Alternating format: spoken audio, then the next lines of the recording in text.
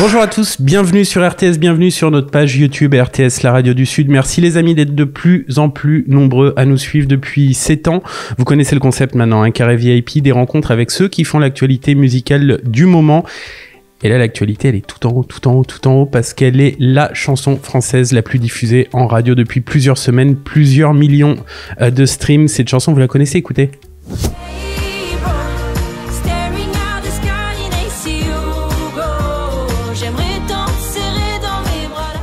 Héloïse est avec nous, salut.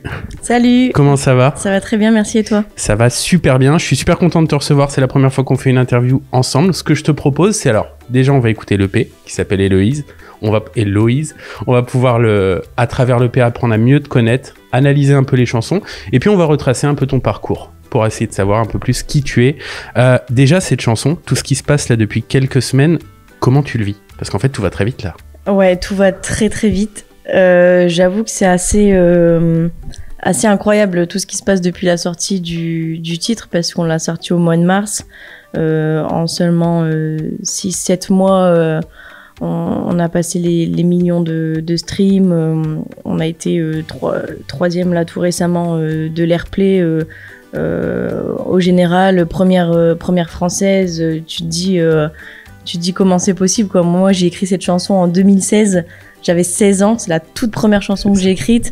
À aucun moment, à cette époque-là, tu te dis qu'un jour, ta chanson, elle va avoir un succès et que c'est celle qui va t'aider à commencer à lancer ta carrière dans la musique. C'est assez fou. J'ai du mal à réaliser. Au-delà de cette chanson, il y a l'EP qui est là. Cette EP, il y a 5 titres dedans, dont Hey Bro.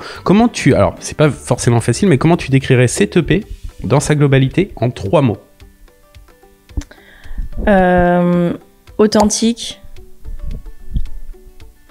Authentique, sincère et moi. Okay. J'ai eu peur que tu me répondes vrai. Je trouvais 3 synonymes quand même. Hein.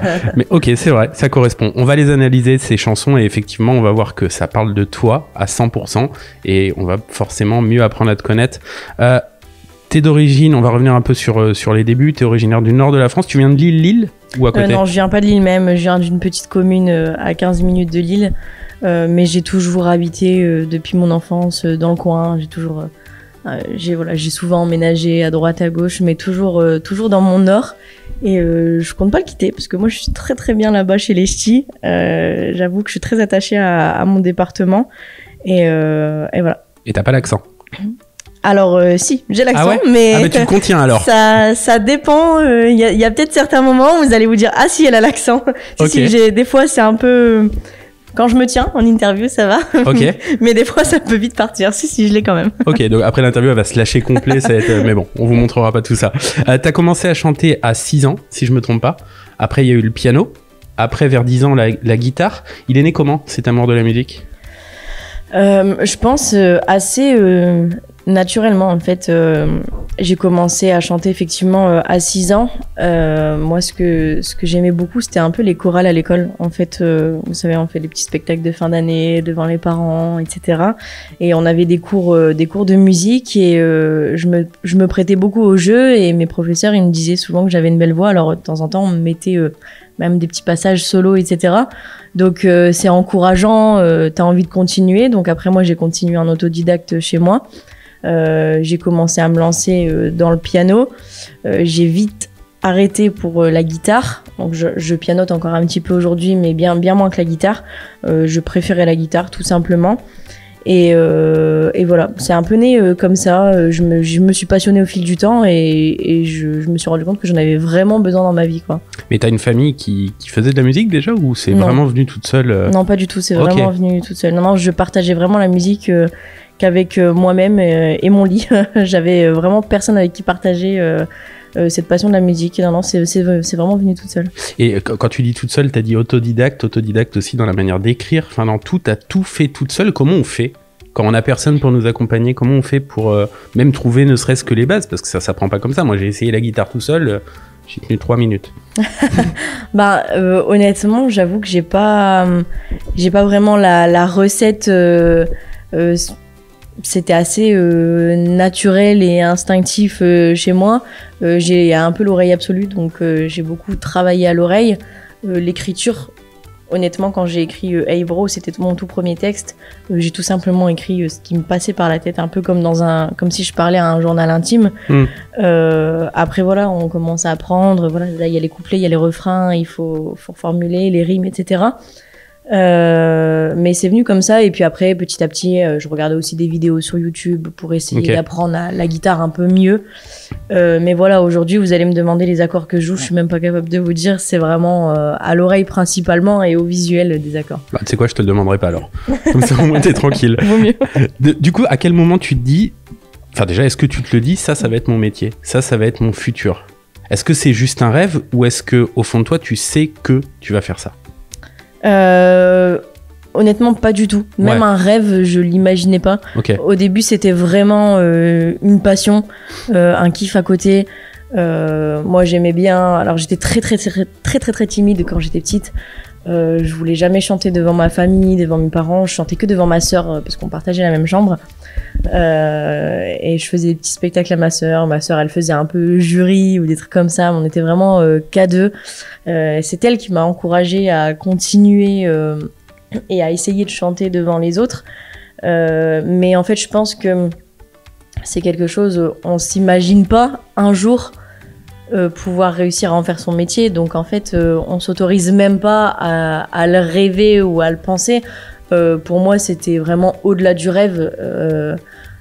Donc j'étais vraiment loin de tout ça, et c'était vraiment pas une envie d'en faire un métier au début, plus une passion et un truc que je faisais à côté. Et il y a 3 ans, j'ai vraiment eu un déclic, et là je me suis rendu compte que j'avais vraiment envie d'en faire mon métier. Tu viens de parler de ta timidité, mais au-delà de la timidité, il y a ça aussi.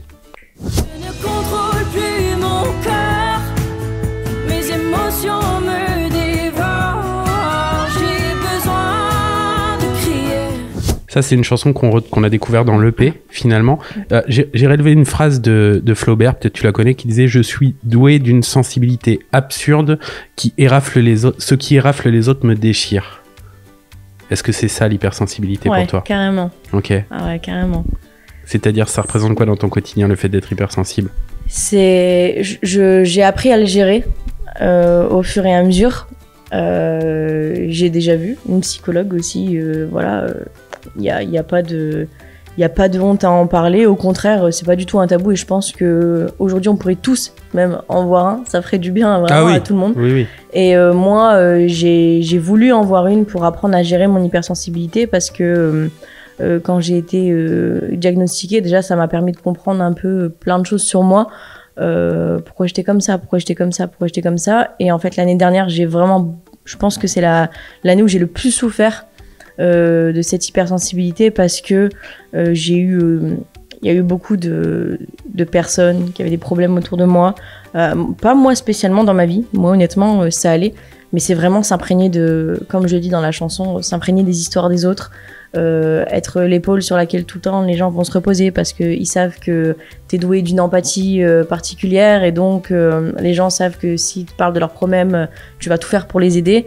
Mais à un moment donné, t'es une éponge, et t'absorbes plus. L'éponge, elle commence à déborder, et ça devient difficile mentalement, psychologiquement, et voilà, c'est vraiment tout ça, l'hypersensibilité, c'est les émotions en excès. Quand on est... Voilà, quelqu'un, des fois, il va vous dire « Non, mais t'as pas besoin d'en faire des caisses pour un truc comme ça ». Mais lui n'est pas hypersensible, donc toi t'as envie de te dire ouais, moi j'ai pas envie d'en faire des caisses, mais c'est mon corps qui réagit comme ça et j'y peux rien, et c'est tout en excès, et c'est très dur. Là je commence vraiment à savoir à me connaître un peu plus, à savoir me gérer, à savoir faire la part des choses entre des choses où je me dis là c'est pas ton problème, écoute, t'as fait ce que tu pouvais, mais t'es pas non plus une héroïne, quoi, donc tu peux pas tout régler, tout faire. Et je commence à apprendre à vivre avec. Je crois qu'il y a environ 15 à 25% de la population en fait qui est considérée comme hypersensible. Parmi eux, il y a beaucoup de gens qui sont aussi haut potentiel. Ça, c'est vraiment les chiffres qui le disent. Effectivement, l'hypersensibilité, c'est ça, c'est cette envie d'aller vers les autres, cette espèce de bienveillance qui fait qu'on a toujours envie d'aller vers les autres, mais en même temps, après, il faut encaisser. C'est ce que tu viens de dire en résumé. Comment tu le vois, toi? Tu le vois comme un handicap ou comme une force? Je l'ai longtemps vu comme plutôt un handicap et vraiment une souffrance. Parfois, je le vis encore comme ça. Très honnêtement, des fois, je me dis, j'aimerais ne pas être comme ça. Ça me permettrait d'avoir des soirées où je suis tranquille, où j'ai l'esprit tranquille. Mais bon, malheureusement, c'est des choses qu'on contrôle pas. Après, je pense que là où c'est une force, c'est que si tout le monde était hypersensible, le monde se porterait bien mieux, parce que ce serait un monde que de bienveillance et de solidarité, de partage, d'empathie. Mais bon, il faut tout pour faire un monde aussi, hein, donc c'est pas comme ça. Mais voilà, je pense que c'est un don pour pouvoir savoir se mettre à la place des autres, mais ça peut être aussi parfois une réelle souffrance. C'est vraiment les deux en fait. Juste là, avec ce que tu viens de me dire, je me suis imaginé ça chez vous. Imaginez que les dirigeants de ce monde seraient tous hypersensibles. Je pense que le monde serait pas pareil. Mais bon, c'était juste une... C'est sûr. Non mais voilà, je viens de penser à ça. Est-ce que l'hypersensibilité, ça aide dans la musique par contre? Là, pour le coup, ça doit être une force pour écrire et tout. Ouais. Forcément, on va chercher des mots... Ouais, totalement. Pour la musique, du coup, forcément, ça m'aide parce que y a parfois une facilité d'écriture quand je m'inspire des histoires qui se passent autour de moi. J'écris sur ma vie, mais j'écris aussi sur des événements qui m'ont touché de près ou de loin, mais en tout cas dans mon entourage. Et c'est vrai que cette facilité de se mettre à la place des autres, c'est assez facile en fait de se mettre dans la peau de quelqu'un et d'écrire le ressenti, les sentiments de la personne, etc. Et du coup, il y a une certaine facilité d'écriture pour certains textes. Donc, je pense que c'est un atout et en même temps, ça me donne des thèmes et des choses à raconter aussi. Cette chanson, tu l'as entièrement composée, écrite seule. Ouais, on est d'accord. totalement, ouais. On s'en réécoute un extrait et après on continue d'avancer un peu sur ton parcours.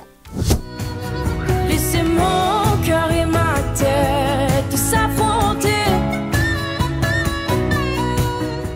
On t'a découvert en 2020, finalement, à la télé, dans une émission que vous connaissez, rappelez-vous. Figures, I give you order and you give me explode. The figures. Comment tu t'es retrouvé dans La France a un incroyable talent? Par pur hasard. C'était vraiment, surtout sur un coup de tête. Une soirée où j'étais dans ma chambre, j'étais en train de scroller mon actualité Facebook et je vois casting. Scroller. Quand Ouais. t'as dit scroller, t'as fait... Non, j'aime bien, c'est marrant. Scroller. Ok. Voilà, je défile quoi. Ok. Mon actualité Facebook et je vois une annonce de casting passer pour la nouvelle saison de La France a un incroyable talent.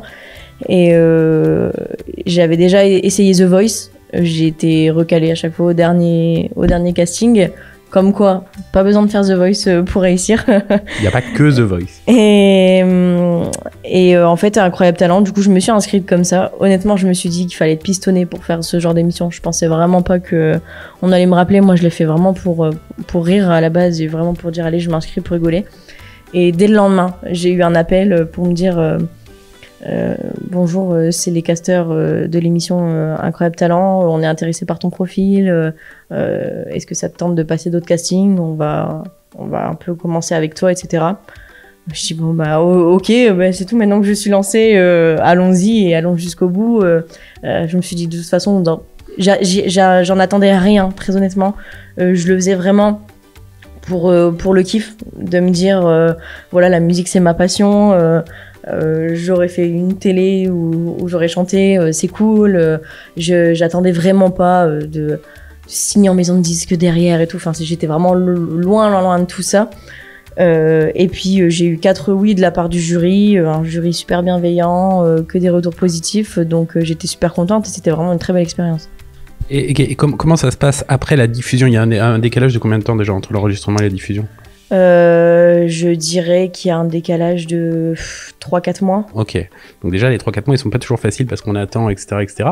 Mais le jour où l'émission elle est diffusée, le lendemain, qu'est-ce qui se passe pour toi? T'as des réactions de partout?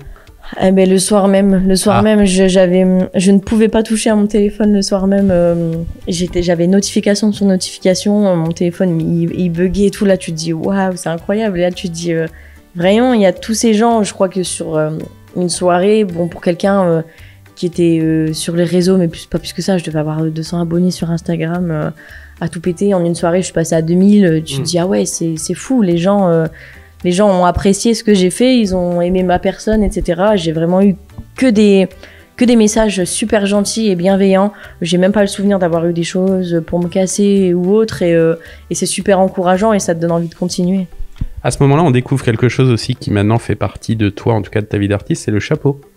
Il a une symbolique particulière ou pas? Ouais, tout à fait. En fait, c'est un peu devenu mon porte-bonheur.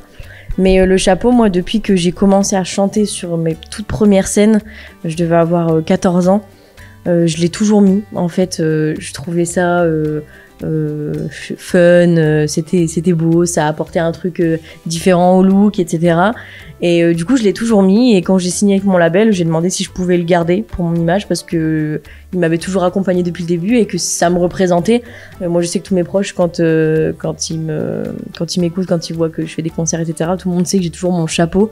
Et donc, c'était important. Il y avait une grosse symbolique pour moi de pouvoir le garder.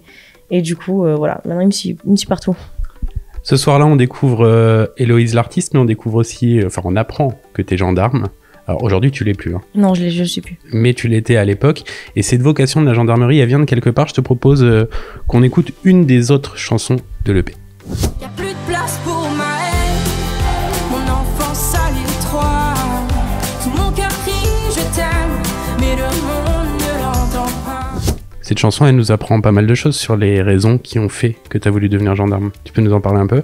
Ouais, tout à fait. Alors, je rentrerai pas dans des grands détails parce que je suis assez, j'ai beaucoup de pudeur par rapport à ça, mais j'ai déjà été témoin de violences intrafamiliales dans ma vie et j'ai été beaucoup touchée par ces choses-là à l'époque et j'ai toujours voulu faire un métier dans lequel j'allais me sentir utile auprès des gens, où je savais que ma présence pourrait rassurer.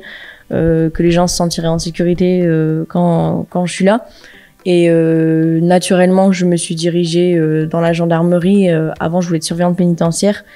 Et on m'a pas beaucoup encouragée dans ce domaine. Même des surveillants eux-mêmes me disaient fais pas ça, c'est dur, la vie en prison, c'est pas marrant, etc.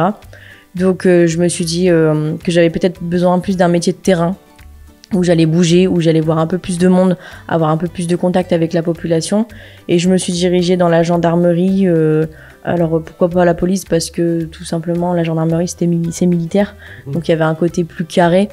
Donc j'ai été plus attirée par ça et j'avais vraiment besoin de faire... moi, je suis très engagée dans la lutte contre les violences intrafamiliales. Et je savais qu'en faisant ce métier, j'allais pouvoir aider des personnes, des victimes de ce genre de choses. Et c'était super important pour moi de me dire que en étant adulte, j'allais pouvoir essayer de lutter contre ça, quoi. Le combat, il continue, même si ça, c'est une cause qui tient énormément à cœur. Bon, sans être dans la gendarmerie, on peut aussi, nous, même sans être artiste, on peut tous, je pense, à notre niveau, essayer d'aider. Comment on peut faire ? Je pense qu'il faut tout simplement être à l'écoute, très à l'écoute des gens, aider les gens à en parler, montrer une certaine empathie, montrer qu'on croit les personnes, qu'on a envie de les aider. Et il y a des personnes qui n'ont pas forcément envie d'être aidées, mais malheureusement, parfois, il faut pousser. Il faut aller plus loin et aller peut-être à l'encontre de ce que les gens veulent vraiment.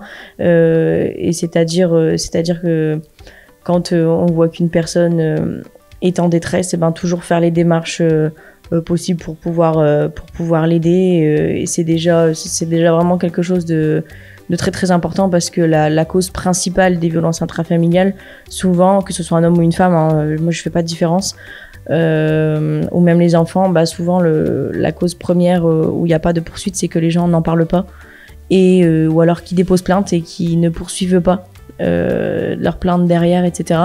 Et je pense que le début, en tout cas, ça vient vraiment déjà de là.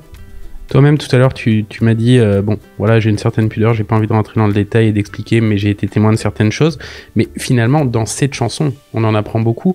Donc comment on fait pour arriver à mettre un texte dur comme ça dans une chanson, alors qu'en vrai ça doit être hyper compliqué vu que tu dis toi-même que tu veux pas trop en parler? Alors cette chanson, moi je l'ai pas écrite en fait. C'est pas moi c'est Corson et... Ouais, c'est ça. D'accord, ok. Cette chanson elle a été écrite par Corson et composée par Tristan Salvati. Ok. Et en fait, un jour Corson m'appelle pour me dire j'ai une chanson à te proposer, voici ce que t'en penses. À la première lecture, je voulais pas. aller la faire parce que je m'en sentais pas capable et que c'était un texte trop fort pour moi. Et on m'a dit, allez, essaye au moins. Et c'est vrai qu'accompagné de la mélodie qui est plus entraînante, ça apaise aussi les mots et finalement, je l'ai adoré. Et puis, ça a été comme sur des roulettes. Et ça, c'est un truc qu'on retrouve dans l'EP, je trouve, en général. C'est des textes forts, avec des mélodies où on a presque, enfin, on a envie de danser, en fait. Complètement. Ça, c'est un peu ta marque de fabrique aujourd'hui. Ouais, complètement. Mais c'est vraiment, c'est bien de le souligner parce que c'est vraiment comme ça que j'ai envie de représenter mes chansons. Parce que moi, aujourd'hui, je suis super heureuse de la vie que j'ai. J'ai vraiment que du positif dans ma vie, j'ai pas de mauvaises choses, j'ai ma famille, j'ai mes amis, je suis bien entourée, je suis heureuse. Et que je voulais pas un EP qui représentait de la tristesse et de la mélancolie ou sur lequel tu as envie de pleurer à chaque titre. C'est vraiment pas le but. Tu peux avoir envie de verser ta petite larme, mais d'avoir du bonheur et de rigoler. Et c'est comme ça que ma vie est aujourd'hui. Donc, c'était important pour moi d'avoir ce contraste entre les textes qui sont pas forcément toujours très, très joyeux, mais la mélodie qui a les lettres et qui représente mon état actuel aujourd'hui, qui fait que je suis quelqu'un d'heureuse et je voulais pas des trucs qui allaient trop casser les gens. C'était pas le but, quoi. Et franchement, écoutez-le 2 fois cet EP, parce que quand vous l'écoutez la première fois, franchement, vous avez envie de danser. Et quand vous analysez les textes, effectivement, vous vous rendez compte qu'ils sont magnifiques. Donc bravo. Merci pour beaucoup. cet EP qui est le premier. On attend l'album qui suivra, j'imagine, dans les mois qui suivent. Juste revenir sur la gendarmerie. À l'époque, quand tu fais La France a un incroyable talent, tu te dis, bah, je sais pas, t'as sûrement pensé à un moment comment ils vont réagir, qu'est-ce qu'ils vont en penser. Et bon, finalement, la réaction, elle a été super. Parce qu'ils t'ont même proposé derrière de chanter sur le site de la Gendarmerie nationale, les amis. Regardez.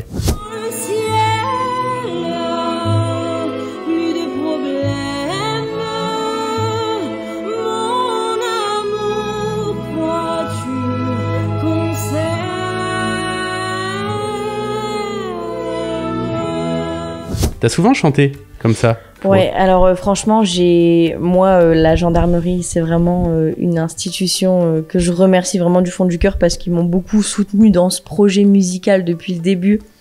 Quand j'ai fait La France a un incroyable talent, à la base, j'avais demandé à mon commandant de brigade 2 jours à poser et je devais un petit peu justifier pourquoi. Donc j'ai dit que je tournais une émission en fait. Et là, on me regarde une émission, pourquoi je dis, en fait, je chante depuis que je suis petite et je vais faire un incroyable talent et tout. Ah bon, etc. Donc, ils savaient pas que tu chantais? Non, ils savaient pas. Moi, j'avais dit à personne. J'ai pas l'intérêt d'aller m'en vanter ou là, si on me pose pas la question, si on s'enseigne pas, moi, je vais pas aller dire de moi-même, voilà, je chante, etc. Ils auraient pu t'entendre. Je sais pas. Ouais, non, non, franchement, ils ont pas, ils savaient pas et j'étais pas là depuis très très longtemps. En plus, je venais d'arriver. Ça faisait 1 mois, je pense, que j'étais dans ma brigade. Okay. Et quand j'ai fait Incroyable Talent, dès le lendemain, j'ai le CIRPA gendarmerie, donc c'est ceux qui s'occupent de toute la communication, etc., qui m'appellent pour me dire on a vu ton passage, c'est dingue. Il y a Marlène Schiappa qui aimerait t'inviter Place Beauvau pour le Orange Day pour que tu rechantes ta chanson que tu as faite à Incroyable Talent. Donc c'était pour la journée de lutte contre les violences faites aux femmes. Du coup, je dis ah bon, ok, trop bien. Moi j'avais 8 mois de gendarmerie à ce moment-là, j'étais encore bébé. Tu te dis waouh, c'est fou de se retrouver au ministère de l'Intérieur. Le directeur général m'a invité dans son bureau. Vous voyez, un peu pour un gendarme, c'est comme si un civil rencontre le président. Vous voyez, c'est vraiment une personnalité super importante. Et j'étais super honorée, impressionnée. Il a été hyper bienveillant avec moi.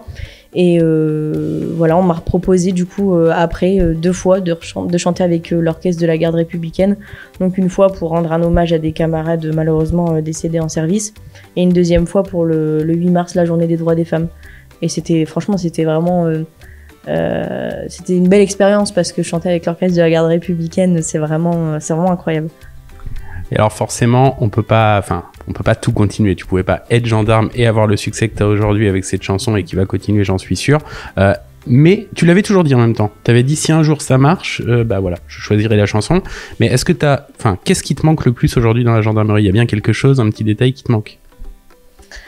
Mais j'avoue que je suis tellement épanouie dans mon métier de chanteuse en ce moment que j'ai pas trop le temps d'y penser. Mais je pense que ce qui me manque le plus, c'est vraiment les interventions, parce que j'aimais vraiment ça, voilà, pour vraiment aller à ce contact avec la population.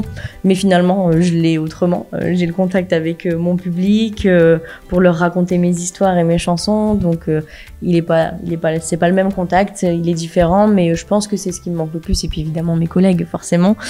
Au-delà du métier, mais voilà, j'avoue que j'ai pas énormément le temps d'y penser parce que dans la musique, je suis tellement heureuse en ce moment que voilà, j'ai vraiment la tête que là-dedans pour le moment. On va écouter une autre chanson qui n'est pas dans l'EP. Cette chanson, c'est la première qu'on a découvert de toi. Allez, 2 ans après ta sortie de l'émission, je crois, La France a un incroyable talent. C'était ça. Toi, oh toi, petit bonhomme heureux avec la mèche devant les yeux. Oh. Un titre que tu avais écrit donc, pour ton filleul, c'est ça ? Tout à fait. Pourquoi tu as eu envie de commencer avec un titre dédié à ton filleul ? Alors en fait, moi j'avais déjà Hey Bro, etc. dans mon carnet depuis longtemps. Et Bonhomme Heureux, je l'ai sorti en 2021, je crois. Fin 2021, ouais. Et comme c'était la plus récente que je venais d'écrire, les autres, voilà, je les avais dans le carnet depuis longtemps. J'avais envie de sortir un truc un peu plus nouveau. Et j'ai voulu écrire sur la relation que j'avais avec mon filleul, parce que mon filleul c'est toute ma vie, c'est un peu mon fils de cœur. Moi j'ai pas d'enfant, mais il est comme mon fils, c'est le fils de ma sœur, et j'ai une relation très particulière avec lui. On est vraiment un peu comme des meilleurs amis, on partage les mêmes passions. Ma sœur, souvent on se dit, si on n'était pas sûr que c'était le mien, j'ai l'impression que c'est ton fils, quoi. On est tout pareil. Il est aussi un petit peu hypersensible en plus, mon filleul. Voilà, j'avais envie d'une symbolique. Je l'ai sorti le 1er novembre parce que c'était son anniversaire et que je voulais vraiment un peu cette symbolique, lui offrir ce cadeau en fait. Et je suis partie là-dessus, et finalement mais je pense que j'ai bien fait, parce que si c'était pas celle-là, je comptais sortir Hey Bro, mais je l'aurais sorti seul, et forcément je pense pas qu'il aurait eu le même impact aujourd'hui, parce que t'es pas poussé par ta maison de disques qui va t'aider pour ta promo, etc. Donc c'est différent. Donc le destin a bien fait les choses. Parce que cette chanson, pour remettre dans l'ordre, en fait c'est cette chanson qui a fait que le label Joe & Co t'a repéré. Comment ça s'est passé ? Alors le label Joe & Co, pour ceux qui connaissent pas trop l'industrie musicale, c'est le label de Claudio Capeo par exemple, Doshi. Comment ça s'est passé ? En fait, aujourd'hui j'ai mon manager qui s'appelle Frédéric Laquet, qui à l'époque de La France a un incroyable talent m'avait interviewé pour mon passage. Donc c'est comme ça qu'on s'était rencontrés. Parce que c'est un homme de radio. C'est ça, tout à fait. C'est comme ça qu'on s'était rencontrés, et il a suivi un peu mon parcours pendant 3 ans. Il prenait de mes nouvelles, il me demandait si ça avançait un petit peu au niveau des projets, et il me dit, écoute, si on peut t'aider, il dit, moi j'aime bien ce que tu fais, si un jour t'as un titre, tu sors quelque chose, bah, il me dit, tu me l'envoies et puis je vois ce que je peux faire. Et le jour où je sors Bonhomme Heureux, je lui envoie, je lui dis, bah regarde, je viens de sortir ça. Et le jour même, il l'a passé en radio, et il l'a passé quelques semaines. Et moi j'étais super heureuse, parce que quand tu te sens soutenue en plus comme ça par une radio locale de chez toi, c'est vraiment important. Et donc du coup il me dit, écoute, si t'as d'autres titres, donne-les-moi et je vais essayer de t'aider. Et je lui dis, j'en ai, mais dans mon carnet, quoi, moi j'ai rien d'autre. Il me dit, va falloir que t'ailles en studio très rapidement. Donc la semaine d'après, j'ai posé 3 jours de congé. Je suis allée en studio. J'ai sorti les textes que j'avais de mon carnet. J'ai fait 5-6 maquettes que j'ai mis sur une clé USB. Donc c'était pas des trucs hyper finis, mais c'était assez élaboré pour présenter quelque chose de correct. Je lui envoie la clé, et puis il commence à essayer de démarcher des maisons de disques. Joe & Co ont été les premiers à répondre et à me demander un rendez-vous rapidement. J'ai eu rendez-vous avec mon producteur Sébastien Saucé, qui a cru en moi tout de suite. Et tout de suite, il m'a dit, ton titre là, Hey Bro, c'est celui qu'il faut sortir maintenant. Je lui dis, ok, feu. Et il me dit, je te propose un contrat. Et même pas 3 semaines après, le contrat il était signé. on fait la paperasse, etc. Et puis un mois après, Ebro sort. Enfin, ça s'est enchaîné hyper rapidement. Et on y arrive à Ebro, on va en parler tout de suite, mais juste avant ça, tu viens de citer ton manager, et vraiment, ce qu'il a fait là, c'est vraiment, je veux lui rendre hommage parce que c'est exceptionnel, et c'est ce que les radios aujourd'hui devraient savoir toutes faire, parce que je pense que la radio sert à ça. La radio, on a des gens qui nous envoient des titres en total indé. Nous, on a une émission qui s'appelle le Top Indé, voilà. Et je pense que toutes les radios devraient faire ça, de repérer des titres, d'accompagner les artistes, parce que le rôle premier de la radio, il y a plusieurs années, c'était ça. C'est pas que jouer et regarder ce que jouent les autres pour jouer tous la même chose. C'est pas du tout ça. Le but, c'est d'aider les artistes, c'est de les découvrir. Et franchement, bravo à ce qu'a fait Fred, et l'histoire est incroyable. Il a été un peu mon ange gardien, et l'histoire a été vraiment belle. Et c'est vrai que quand j'étais souvent avec lui sur des événements ou des choses comme ça, mais en fait ça me paraissait tout simplement logique que ce soit lui qui me manage. Donc je lui ai tout simplement proposé, je lui ai dit écoute, à part toi je vois personne en fait, parce que c'est toi qui me suis depuis le début, c'est grâce à toi que j'en suis là aussi. Donc écoute, continuons l'aventure ensemble. Et puis il était super emballé, content. Donc voilà, ça démarre. Moi aussi je le remercie vraiment parce que il m'a été vraiment d'une très très très grande aide. Bravo. On écoute le single.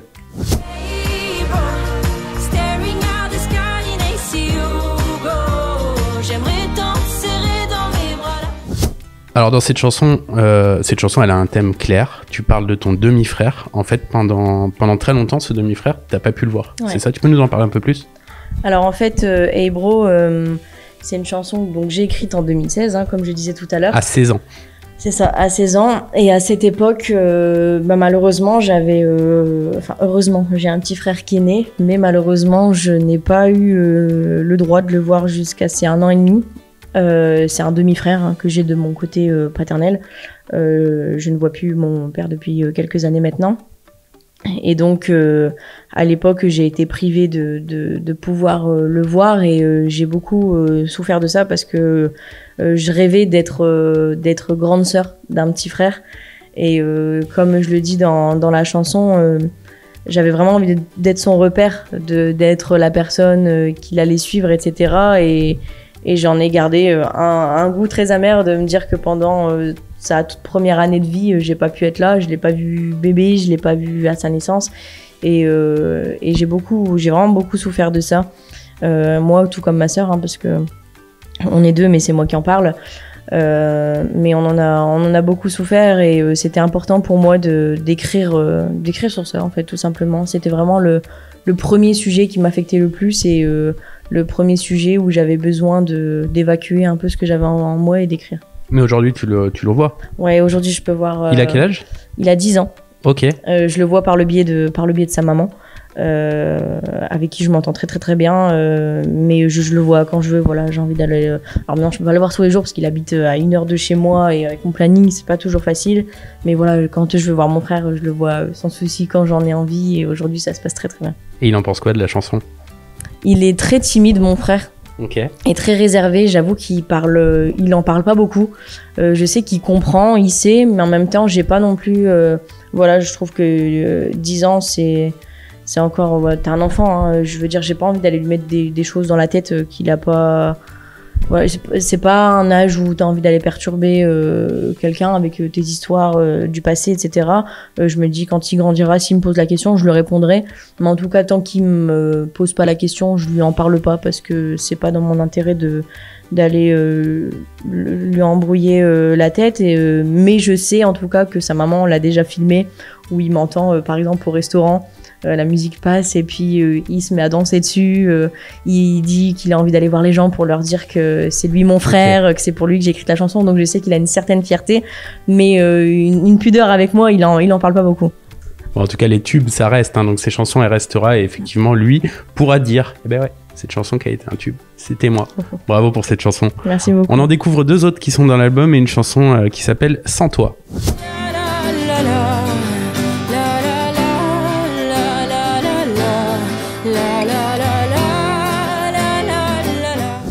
C'est là, tu l'as entièrement écrit et composé seule. Elle s'adresse à qui? Alors cette chanson-là, elle s'adresse principalement à une amie qui s'appelle Émilie, et qui a perdu sa sœur jumelle malheureusement il y a 3 ans, je crois. Et quand j'ai rencontré cette amie, je l'ai rencontrée à la gendarmerie parce que c'était aussi une collègue. Et quand j'ai rencontré cette amie et que j'ai appris son passé, c'était très récent quand moi je venais d'arriver. Et j'ai été beaucoup affectée, encore une fois, cette empathie. Voilà, ça m'a touchée particulièrement parce qu'en plus le fait que ce soit sa sœur, c'était vraiment quelqu'un de très proche. Jumelles, on sait très bien que les jumelles ont des relations très fusionnelles. Et moi, j'ai toujours comparé ma relation avec ma mère comme des sœurs jumelles parce que je suis très très fusionnelle avec ma mère. Okay. Et j'avais l'impression du coup j'ai fait un peu un transfert en me disant waouh, c'est comme si je perdais ma mère quoi. Et je me suis dit mais ça doit être tellement dur, mais c'est tellement important de se dire que les personnes qu'on a perdues sont peut-être plus là physiquement, mais tant que nous on les fait vivre, elles sont encore là, elles sont là dans nos cœurs. Et moi je voulais continuer de faire vivre sa sœur à travers cette chanson, lui montrer qu'elle était toujours là et que nous on doit continuer aussi à vivre parce que notre vie elle nous attend, mais c'est pas parce que nous on continue de vivre qu'on oublie les personnes. Et j'avais envie de lui faire ce cadeau vraiment à cette amie que j'aime profondément. Voilà, je voulais lui faire le cadeau de cette chanson, mais en même temps, je mets pas de précision parce que c'est une chanson que tout le monde peut prendre pour soi et que tu penses à tes parents, tes cousins, peu importe, un proche que tu as perdu. Voilà, tout le monde peut s'identifier à la chanson. Moi-même, j'ai déjà perdu des proches, donc je m'identifie aussi dessus. Mais voilà, principalement, elle lui est dédiée, mais elle peut parler vraiment de n'importe qui. Tout le monde peut s'identifier, mais je sais pas si tout le monde aurait eu la force de l'empathie ou de l'hypersensibilité peut-être, qui fait que cette chanson, quand on l'écoute, on a vraiment l'impression que c'est ton histoire. Donc franchement, c'est beau d'arriver à, comme tu as dit tout à l'heure, transférer en fait l'histoire à ce point-là. Super belle chanson. On retient cette phrase qui dit « Maintenant j'ai compris que tu n'es pas juste parti, tu restes dans mon cœur jusqu'à la fin, et moi je continue mon bout de chemin. » C'est voilà. Ça. J'aime cette phrase. Merci beaucoup. Merci à toi. On écoute la dernière de l'album, et celle-ci tu l'as pas écrit et composée, c'est les Frangines qui l'ont fait avec toi, c'est ça. On l'écoute. On est toujours là, 20 ans plus tard, on est là, vous et moi, au début de l'histoire. Et on est toujours là, 20 ans plus tard, 20 ans déjà. Et alors là, je vais être totalement honnête, je l'ai écoutée, elle est super, hein. Elle reste en tête, elle est hyper efficace, mais j'arrive pas à l'interpréter. Ouais. Qu'est-ce qu'elle raconte cette chanson ? Alors en fait, cette chanson, c'est vrai que c'est un peu vague au niveau du texte. On est plus dans ce que l'auteur, lui, ressent et se comprend, mais je peux vraiment comprendre qu'effectivement, on ait du mal un peu à percevoir de quoi ça parle exactement. Mais en fait, les Frangines qui ont fait cette chanson ont voulu garder aussi une certaine pudeur dans le texte et en fait ne se sentaient pas capables de la chanter. Donc m'ont demandé si moi je m'en sentais capable de le faire pour elle aussi. Et en fait, cette chanson parle de blessures du passé et que voilà, malgré les coups durs, les moments de doute, les moments de faiblesse, les moments compliqués qu'on a pu avoir dans notre vie d'avant, et 20 ans plus tard, donc au début c'était 30 ans plus tard parce que c'était les Frangines qui l'avaient écrite, mais on a remis 20 ans vu que c'est moi qui l'interprète, mais c'est pour dire que voilà, 20 ans plus tard, mais on est toujours là en fait, malgré les choses difficiles de la vie, on est toujours présent, on s'est battu pour continuer à vivre et à continuer notre chemin tout simplement. Donc en fait, il faut le prendre d'un point de vue général, il n'y a pas de raison particulière. Non, il n'y a pas de raison particulière. Mais c'est vrai qu'en fait, si je résume un peu la chanson, c'est ça, c'est ce genre de choses où quand vous avez des traumatismes petits, on vous dit ça va passer. C'est ça, complètement. En fait, ça passe pas. Et ce qu'il faut, c'est plus tard, pas que ça devienne une tare, mais que ça devienne, comme tu dis à la fin, je deviendrai une reine avec toi. C'est en fait l'accepter et que ça devienne notre meilleur allié, c'est ça ? C'est ça, complètement. C'est exactement ça. Et on le transpose pour la raison qui nous est propre à chacun. Voilà, c'est ça. En tout cas, l'EP, franchement, il est juste exceptionnel. 5 titres dans cet EP, dont le Hey Bro que vous connaissiez déjà. Est-ce que tu commences à réfléchir à un album ou pas ? Oui, bien sûr. Ok. Bien sûr. Pour quand encore, je ne sais pas, mais bien sûr qu'il y aura un album, c'est prévu. Il y a déjà beaucoup de textes. Oui, tu es déjà en train de travailler, j'imagine. Bien sûr, forcément. je suis déjà en train de travailler dessus. Parce que mon but c'est de pouvoir continuer de donner un maximum de moi et de chansons aux personnes qui m'écoutent. J'ai pas envie d'en rester là et on a encore un gros stock de chansons prévues qui je pense sont aussi dingues les unes que les autres. Il y en a, voilà, si j'avais déjà pu les mettre dans l'EP, si j'avais même pu faire un album tout de suite, on l'aurait fait, mais c'est bien aussi de commencer doucement mais sûrement. Mais il y a vraiment énormément de chansons là déjà prévues qu'on pourrait mettre dans l'album et dont je suis totalement fan, des chansons que j'ai faites toute seule, des chansons que j'ai faites encore une fois en collaboration. J'ai pas mal collaboré avec Corson. C'est vraiment un mec avec qui j'adore travailler. On se comprend beaucoup. Il y a une facilité d'échange entre nous qui est juste incroyable. J'ai aussi fait une chanson avec Vincha et Laurent Lamarca, avec Paul École aussi. Voilà, donc il y a vraiment des textes et des chansons encore qui vont arriver, hein, c'est sûr. Je vais pas m'arrêter là. Donc il y aura album et aussi de la scène forcément, parce qu'on l'a dit, hein, ces chansons elles peuvent s'écouter mais elles peuvent aussi se danser, et je pense que sur scène ça doit donner quelque chose. Pour l'instant c'est des premières parties. Il y a quelques jours, là, tu étais en première partie de Claudio Capeo au Zénith de Paris, mais ça va continuer. Dijon, Épernay. Alors, Dijon, ce sera le 8 décembre. Si vous voulez réserver, décembre, il y a plein de dates. 8 décembre à Dijon, 9 décembre à Épernay, 14 décembre à Lille. C'est chez toi. Ah, ça, celui-là, je l'attends. Voilà, je l'attends vraiment. Ça, c'est la date. 15 décembre à Amnéville, 16 décembre à Amiens. Comment tu te sens quand tu montes sur scène comme ça en première partie pour l'instant ? C'est fou, vraiment, je me sens tellement à ma place, tellement bien. Bon là en plus pour la première fois où je fais une tournée de première partie, je pouvais pas rêver mieux que de faire celle de Claudio parce que Claudio m'accompagne vraiment là depuis le début.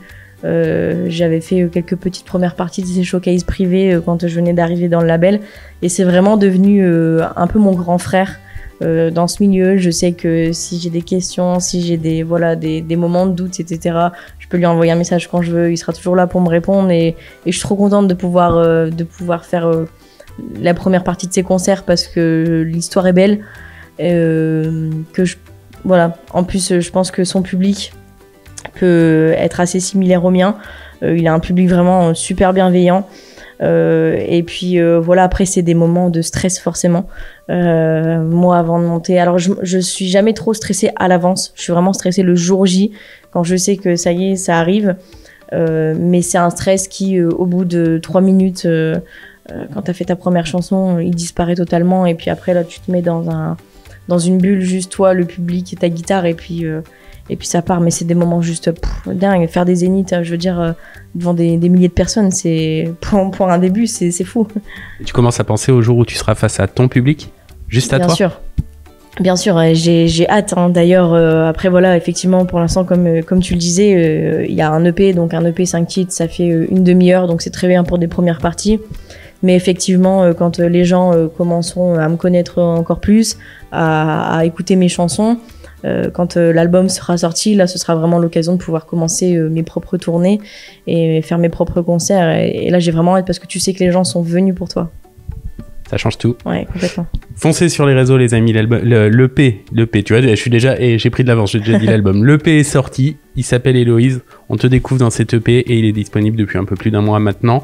On va se quitter avec la question que je pose à tous mes invités. Okay. On est revenu sur ton histoire là pour le coup dans cette interview. Si tu avais l'occasion maintenant, toi, de remonter le temps et de t'adresser à toi quand tu étais petite, quand tu avais des rêves, ou pas de rêves d'ailleurs, comme tu nous disais tout à l'heure, qu'est-ce que tu te dirais maintenant que tu sais tout ce qui t'arrive aujourd'hui ?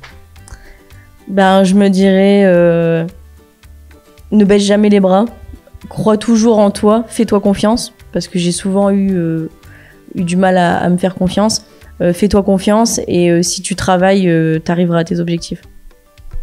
Merci beaucoup d'être passé nous voir. Merci à vous de m'avoir accueilli.